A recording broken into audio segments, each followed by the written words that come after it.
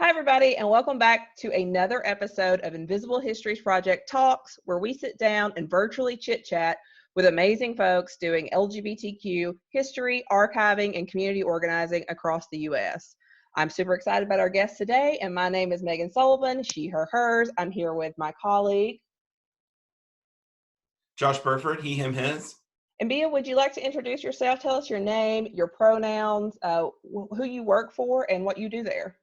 Yeah. My name is Bia Jackson. I use they, them pronouns, or Bia. I'm with Southerners on New Ground, and I'm currently Songs Communications Manager. And I hold day-to-day communications strategy, and also have definitely been deep diving with both folks on this call around archiving too. So is it too big a question for you to introduce people to the work of Southerners on New Ground who are not familiar with it? It's not too big. It can be bigger, for sure.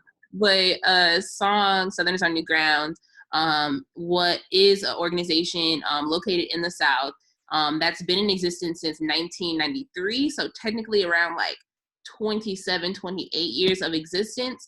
And we do work around race, class, gender, and sexuality. And really around like what really deeply impacts people's lives, around criminalization, around immigration.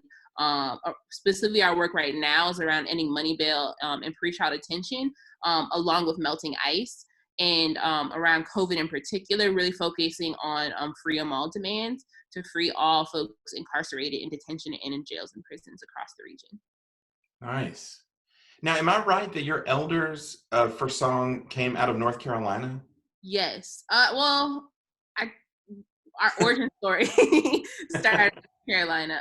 Song was founded at the 1993 Creating Change in Durham, North Carolina, when it first was in the South. And that was a pretty big part of our founding, along with NAFTA and a bunch of other things. But originally it was 3 white lesbians and 3 Black lesbians that founded Song around multiracial politics, around like multi-class politics.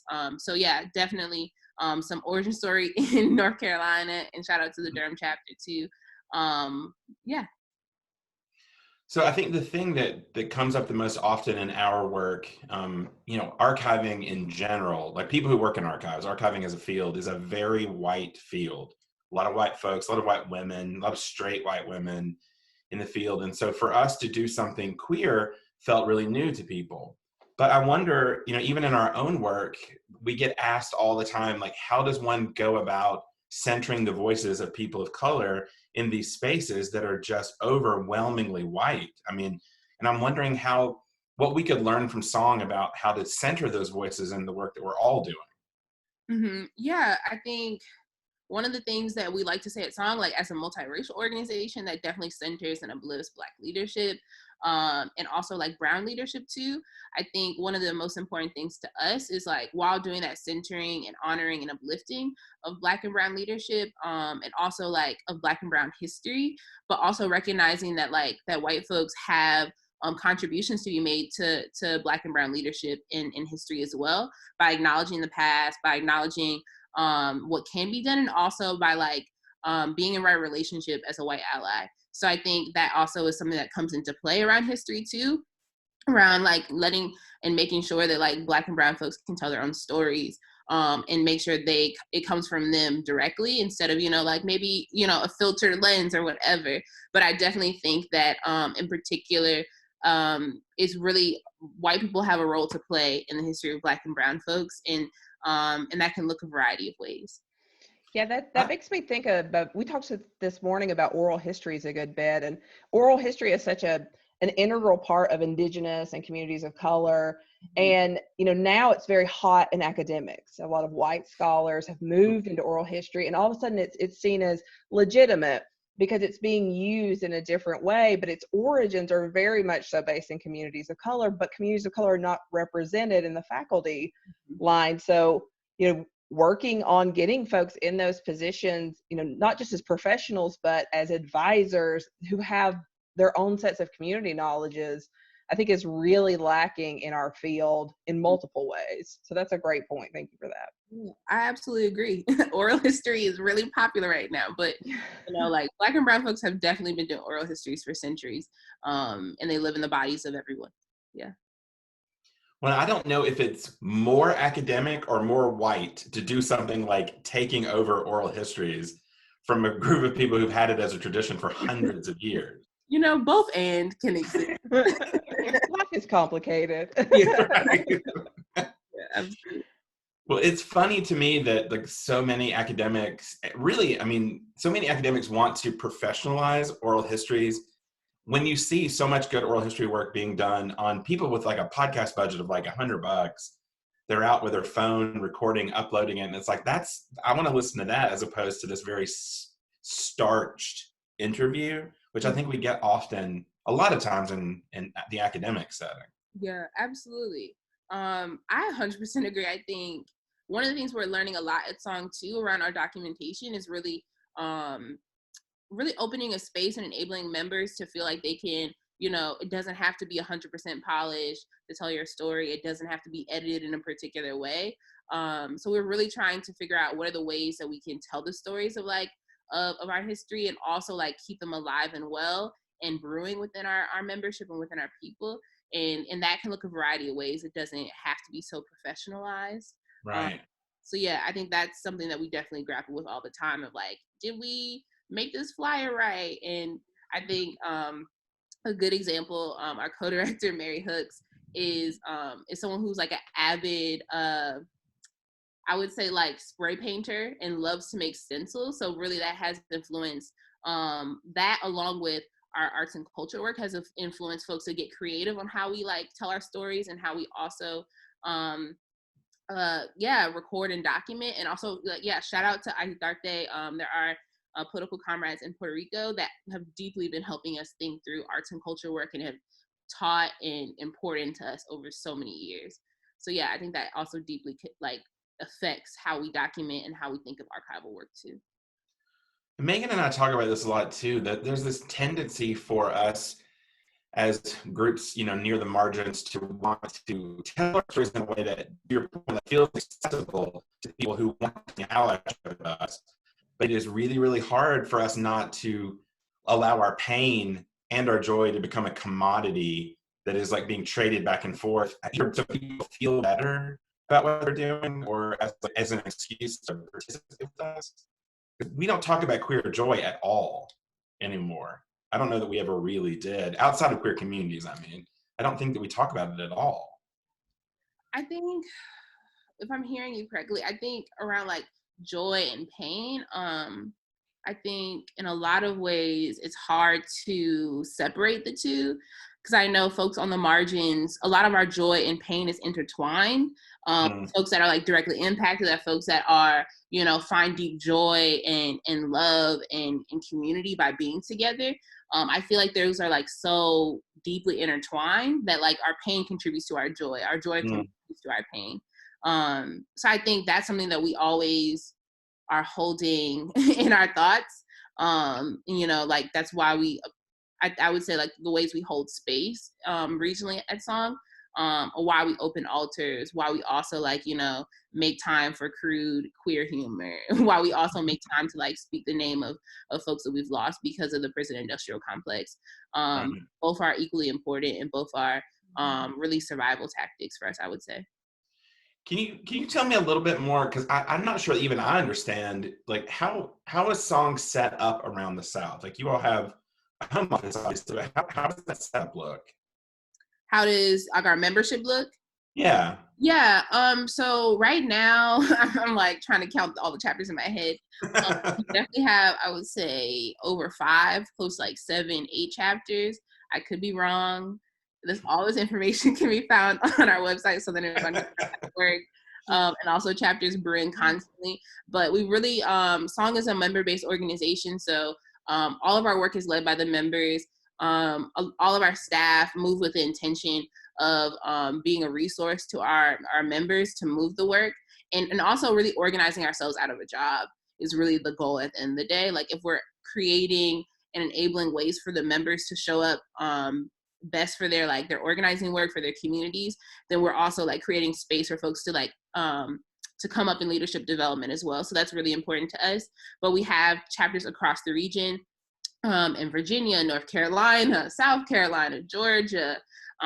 We definitely have like crews that are like developing and forming, also comrades that like may not be chapters or crews, but definitely come through all the time for us. Also shout out to folks in the Deep South in New Orleans who's also a chapter. I would say like definitely a lot of folks in Mississippi, Florida as well. So, and also Alabama too. Don't want to forget Alabama.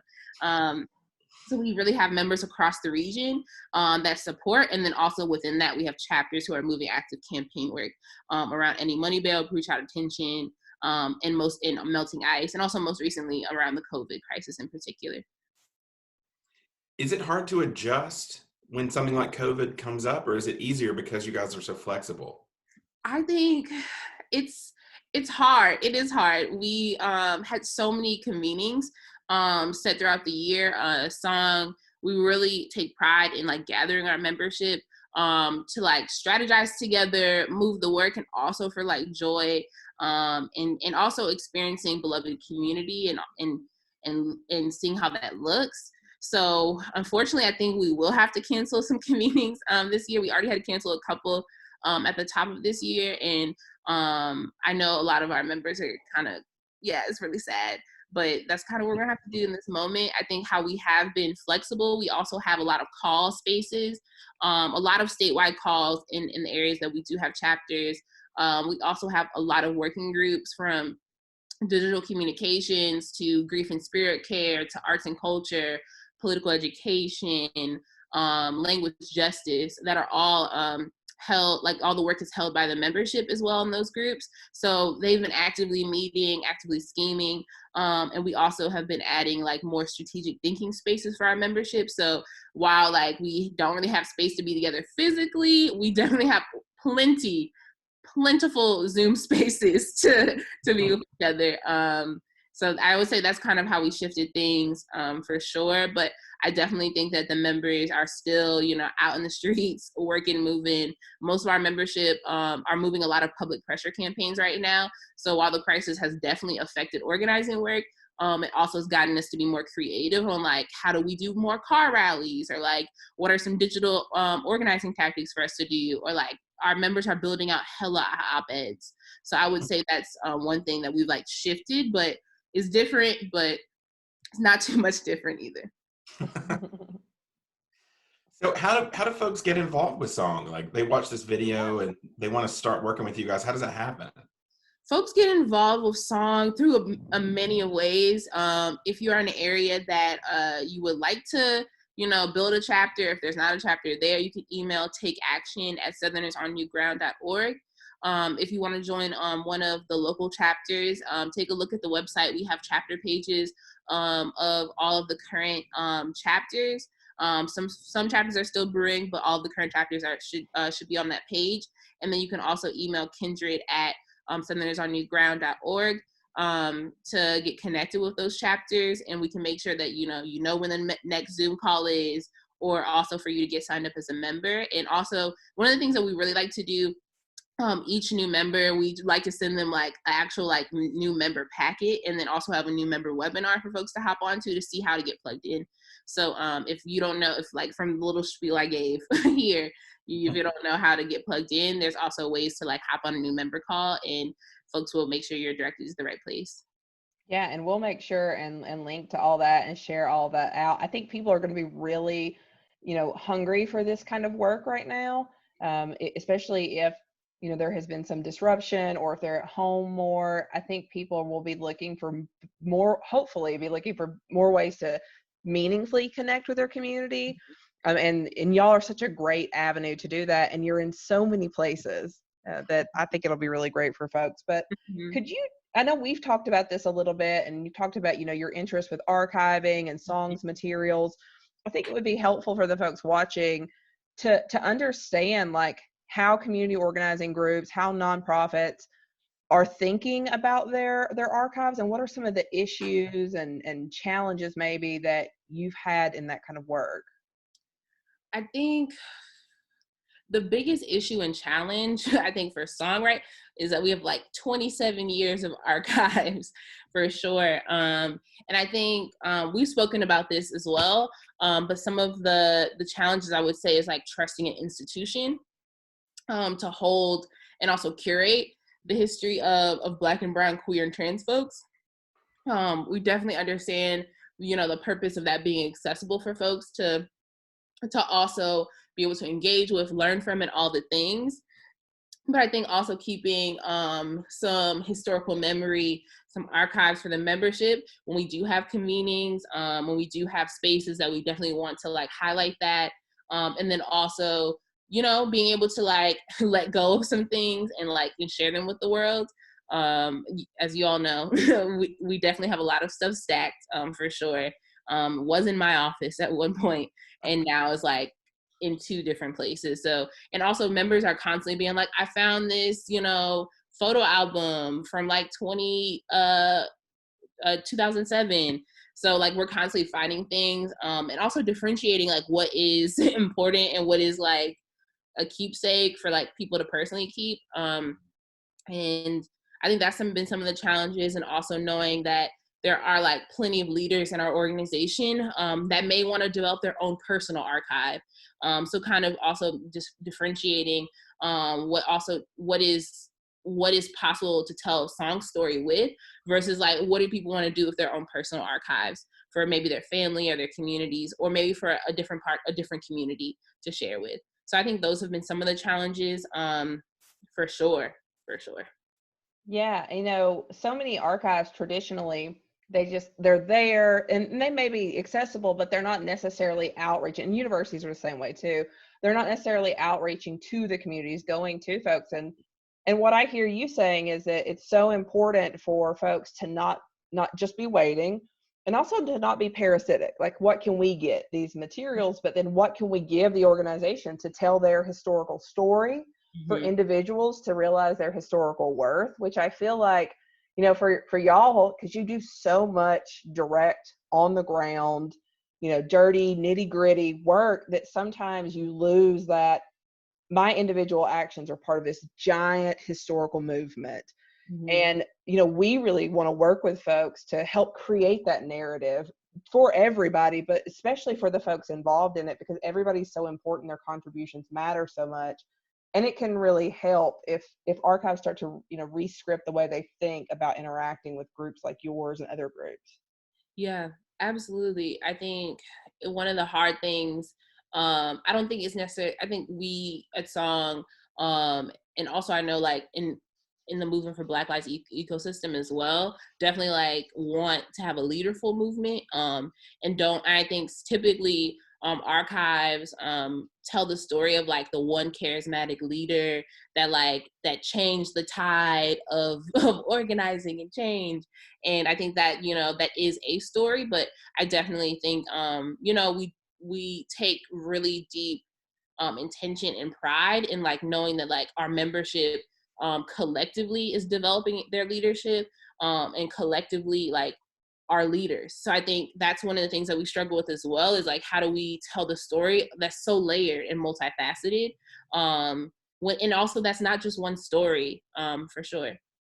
Yeah, leadership is messy, and life is messy, and you're right, it's very difficult to represent that, not just in archival materials, but also in the historical research that happens. Things get simplified, and the more complicated you are, the more troublesome you are for researchers. Which, is so important. Do y'all have any relationships with any like larger universities or more like traditional institutions? I wouldn't say we have relationships. I would say on the research end, we definitely have a relationship with Duke. That's where a portion of our archives live. A previous co-director, Caitlin, not Kathleen, Caitlin Breedlove, who was one of our co-directors for quite some time, I believe 7 or 8 years, I could be wrong, donated a portion of archives to Duke. So folks can like go see some of Song's archives in there. We have some like cute logos, former logos that I don't know if made the cut. Maybe I can ask the founders about that.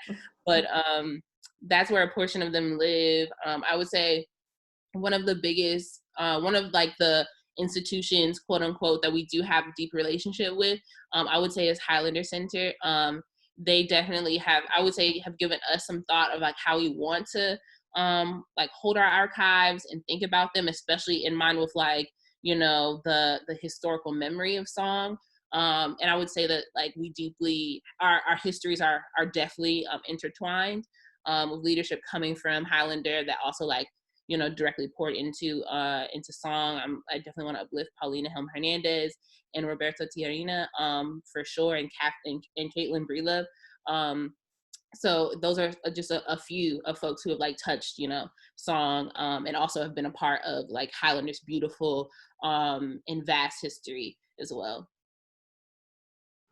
I mean, I think in a lot of ways, Megan is exactly right, that archives traditionally are not really set up to tell a multi-tiered leadership story.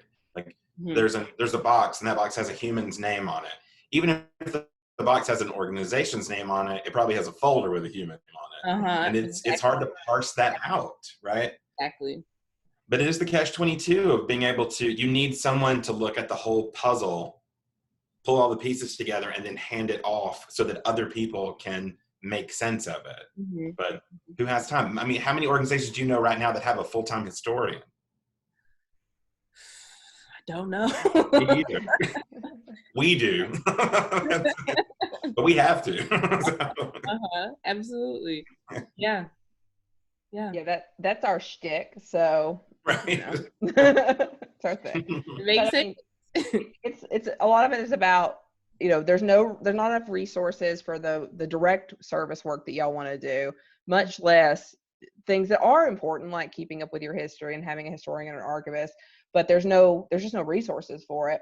And then when the researchers are coming in, the professionals are coming in, they're not necessarily investing in that relationship and in doing the work to understand the nuance. So I think that we're talking about opportunities for increased funding for those non-direct service things, or in lines and actual people, because we need to be paying folks, and also in getting universities and archives and libraries to rethink how they engage.